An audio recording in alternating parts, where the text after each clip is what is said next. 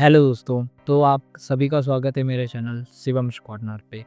आज के वीडियो में मैं आपके साथ बात करने वाला हूं कि जो 8 पे कमीशन है, उसको लेकर के बहुत सारी अभी फेक न्यूज़ चल रही है जीडीएस के विषय में कि जीडीएस को 8 पे कमीशन में ऐड किया जाएगा और डिपार्टमेंट की तरफ से आदेश आ चुका है कि एक वन मैन कमेटी का गठन किया जाएगा जीडीएस के लिए। लेकिन मैं आपको बताना चाहूँगा कि ये जो न्यूज़ है ये सरासर फेक है और मैं ऐसा ये क्यों बोल रहा हूँ, इस वीडियो में आपके साथ पूरी जानकारी मैं शेयर करने वाला हूँ। तो वीडियो को पूरा एंड तक वॉच करना, नया हो चैनल पे चैनल को सब्सक्राइब करना और इस वीडियो को ध्यान से लाइक करना और अपने जितने भी जीडीएस साथी लोग हैं सभी के साथ इस वीडियो को शेयर करना। सो चलिए इस वीडियो को स्टार्ट करते हैं और ध्यान से वीडियो को लाइक करना और चैनल को सब्सक्राइब करना नहीं भूलना। So let's start this video. तो सबसे पहले हम बात कर लेते हैं कि जो 8 पे कमीशन है वो उसका अनाउंसमेंट सरकार ने अभी रिसेंटली ही किया है। लेकिन जो हमारे ग्रामीण डाक सेवक हैं, यहाँ तक कि मैं खुद भी एक ग्रामीण डाक सेवक हूँ, उनको 8 पे कमीशन का डायरेक्ट लाभ नहीं मिल रहा है। लेकिन जो ग्रामीण डाक सेवक है उसको एज अ रेगुलर सर्विसमैन नहीं गिना जाता है। ग्रामीण डाक सेवक एक एक्स्ट्रा डिपार्टमेंटल एम्प्लॉय है। भले ही वो डिपार्टमेंटल एम्प्लॉय है लेकिन वो एक्स्ट्रा डिपार्टमेंटल है, मतलब वो गवर्नमेंट एम्प्लॉय तो है but it is a extra departmental government employee. So इनके पास ज़्यादा राइट्स नहीं होते, इनको सिर्फ डीए मिलता है, उसके अलावा कोई दूसरा अलाउंस भी नहीं मिलता है इनको एक्स्ट्रा जो सभी गवर्नमेंट ऑफिसर्स को मिलता है। और जो रूट लेवल पे पोस्ट ऑफिस का जो सारा वर्क होता है वो जीडीएस करते हैं। लेकिन हमको ये बात भी समझ के चलना पड़ेगा कि बहुत सारे ब्रांच ऑफिसेस हैं जहाँ पे 1% का भी काम नहीं होता।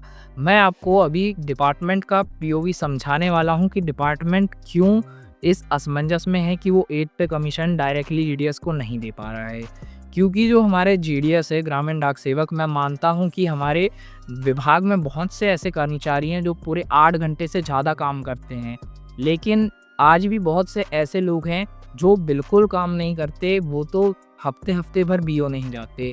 इस कारण से आपको ये सोचना चाहिए कि किस प्रकार यदि कोई व्यक्ति 8 घंटे की ड्यूटी नहीं कर रहा है तो किस प्रकार से उसको रेगुलर घोषित कर दिया जाए, ये चीज़ आपको अच्छे से सोचना पड़ेगा। और मैं ये बात भी जानता हूँ कि कोई भी व्यक्ति पूरे 8 घंटे काम नहीं करता है पोस्ट ऑफिस में, बोलने की बातें हैं, ये सब काम करते हैं लोग। सिर्फ वही काम करते हैं जिनको डबल हैंड बीओ दिया गया है, उन्हीं का इतना काम रहता है। और जो सिंगल हैंडेड मात्र 10% बीओ ऐसे होंगे जहाँ पे इतना काम रहता है।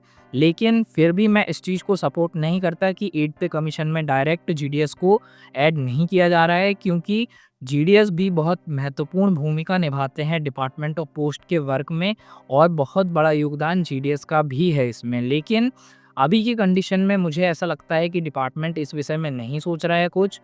तो यदि आपको चाहिए कि डिपार्टमेंट इस विषय में सोचे, इस विषय में विचार बनाए और इस चीज़ को आगे बढ़ाए और जो हमारी सरकार है उस तक बातें पहुँचाएँ, तो उसका सिर्फ एक ही ऑप्शन है कि आप यूनियन पे प्रेशर बनाएँ कि उसको डिपार्टमेंट से इस चीज़ के लिए पहल करनी होगी कि जो जीडीएस है उसको डायरेक्टली 8 पे कमीशन का लाभ मिले, या फिर जो वन मैन कमेटी है वो जल्द से जल्द बनाई जाए। अभी बहुत से लोग अफ़वाह ये फैला रहे हैं कि वन मैन कमेटी जो है वो बन चुकी है, लेकिन ऐसा अभी तक कोई भी ऑफिशियल नोटिफिकेशन नहीं आया है कि वन मैन कमेटी बनने वाली है जीडीएस के लिए। और जो नॉर्मल शेड्यूल से चीज़ें चलेंगी उसके अनुसार आपको 2029 में देखने को मिलेगा जीडीएस के लिए। इस कारण से हमें अभी भी यही लग रहा है कि जीडीएस के लिए जो 8 पे कमीशन है वो इतना लेट हो सकता है, क्योंकि 18 महीने तो यही वाली जो 8 पे कमीशन की कमेटी है वो फिटमेंट फैक्टर डिसाइड करने में लगाएगी। मतलब आज से 18 महीने हम यदि मान लें तो वो 2 साल के लगभग हो जाते हैं।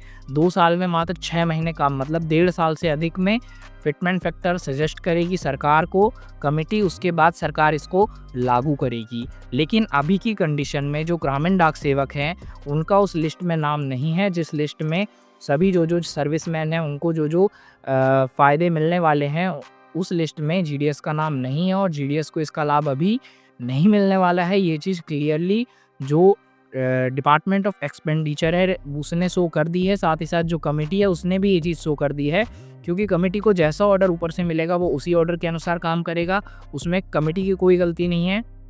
साथ ही साथ इसमें डिपार्टमेंट को यदि आपको सजग करना है तो आपको यूनियन के थ्रू ही जाना पड़ेगा। यूनियन से जितना हो सके कांटेक्ट करिए, यूनियन के जो ऑफिशियल हैंडल्स हैं उनमें जाके ट्वीट करिए, उनसे संपर्क बनाइए, उनके पर्सनल ईमेल के थ्रू कांटेक्ट करिए, उनको बोलिए कि जल्द से जल्द आप डिपार्टमेंट से संपर्क करें, बैठक करें और इस विषय में बातचीत करके इन चीज़ों को जितना जल्दी हो सके सॉर्ट आउट करें और जल्द से जल्द इस पे क्लैरिफिकेशन डिपार्टमेंट से ले लें।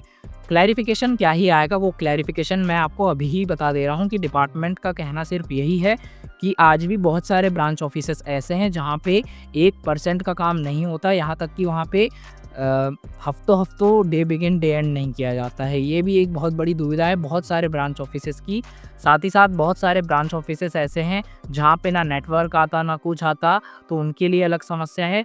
और बहुत से लोगों को अटेंडेंस से भी दिक्कत थी, लेकिन अटेंडेंस लाने का डिपार्टमेंट का तात्पर्य यही था कि जो लोग काम नहीं कर रहे हैं उनसे काम कराया जाए, और जो लोग काम कर रहे हैं ऑब्वियसली वो बीओ आ रहे हैं तभी काम कर रहे हैं। लेकिन उसमें कुछ जो जेन्युइन लोग हैं, जो जो सिंगल हैंडेड बीओ में वर्क करते हैं, उनके साथ समस्याएं हो रही हैं क्योंकि उनको डाक भी बांटनी होती हैं, कभी डाक ज़्यादा आती हैं, कभी डाक कम आती हैं, तो इस कारण से उनके साथ समस्याएं हो सकती हैं, समस्याओं को सामना उनको करना पड़ता है। और इस चीज़ को डिपार्टमेंट को देखते हुए जो सिंगल हैंडेड बीओ हैं उनके लिए थोड़ी उनको जो है थोड़ा उनको लचीलापन इसमें देना चाहिए, थोड़ी उनको छूट इसमें मिलनी चाहिए। मेरे हिसाब से तो ये बेस्ट चीज़ रहेगी। लेकिन जो लोग मतलब 100% बीओ जाते ही नहीं थे और बिल्कुल अपना पूरा काम घर से ही कर लेते थे, तो वो गलत चीज़ है। वो डेफ़िनेटली एक ना एक दिन डिपार्टमेंट को उसमें कोई ना कोई ठोस कदम उठाना ही था, और ये बहुत ज़्यादा ऑब्वियस चीज़ थी। आज नहीं तो कल ये होना ही था, ये 100% श्योर था। और ये ऐसा ही नहीं है कि सिर्फ बीपीएम के लिए आके रुक जाएगा अटेंडेंस वाला system, definitely it will come for ABPM also. तो ये चीज़ आपको अच्छे से समझना है कि अब बिना काम करे किसी को सैलरी नहीं मिलने वाली है। बहुत से ऐसे लोग हैं जिनको जेन्युइनली समस्या है, तो जिनको भी जेन्युइनली समस्या है आप मुझे इंस्टाग्राम पे या फिर टेलीग्राम पे मैसेज कर लेना, I will provide the solution to you.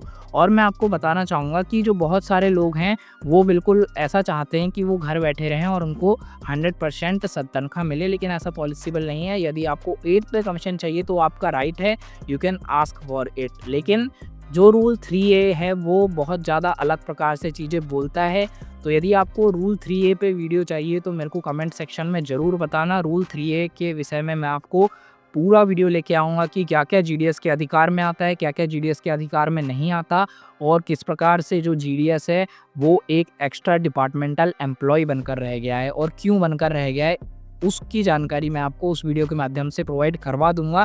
यदि आपको चाहिए तो definitely you can comment down, I will make a video on it for you. अगर आपको 8 पे कमीशन में शामिल होना है तो यही एक तरीका है। आपको मतलब प्रोटेस्ट वगैरह करने से कोई काम नहीं होगा, डायरेक्ट ड्यूटी से निकाल दिया जाता है। बहुत से लोगों को निकाला गया है, साथ ही साथ जो यूनियन के लीडर थे यहाँ तक कि उनको भी निकाल दिया गया है सेवा से। जो एसएस महादेविया सर थे उनको भी सर्विस से निकाल दिया क्योंकि उन्होंने हड़ताल वगैरह की थी। तो ये बात तो साफ समझ आती है कि सरकार को हड़ताल वगैरह पसंद नहीं है, इसलिए हम पीसफुली चीज़ों को लेकर चलें, पीसफुली हम अपने अच्छे तरीके से, सजग तरीके से डिपार्टमेंट से बातचीत करें, एक अच्छी पॉजिटिव वार्तालाप करें जिससे कि सॉल्यूशन हमको देखने को मिले। तो उस चीज़ के लिए आपको यदि करना है ये, तो आप डेफिनेटली डिपार्टमेंट से बात करने के लिए यूनियन पे प्रेशर बना सकते हैं। बहुत सारी यूनियन हैं जैसे AIGDSU है और बहुत सारी यूनियंस हैं जो आपकी इसमें ज़रूर हेल्प करेंगी। तो यही था आज का वीडियो पसंद आया हो तो लाइक करना, साथ ही साथ फेक न्यूज़ से बच के रहना क्योंकि जीडीएस को 8 पे में अभी शामिल नहीं किया जा रहा है। साथ ही साथ जो वन मैन कमेटी है वो भी अभी तक गठित नहीं हुई है। तो इस न्यूज़ से आपको बच के रहना है और अच्छे से समझ के इस चीज़ को चलना है कि आपके साथ किसी प्रकार की कोई भी धोखाधड़ी है वो ना की जाए यूट्यूबर्स के द्वारा। मैं ये नहीं चाहता कि मैं किसी को डिफेम करूं, लेकिन कभी भी गलत खबरों से आपको बच के रहना है। तो यही था वीडियो, पसंद आया हो तो लाइक करना, चैनल को सब्सक्राइब करना। मिलते हैं किसी और वीडियो में, तब तक के लिए thanks for watching and subscribe to my channel.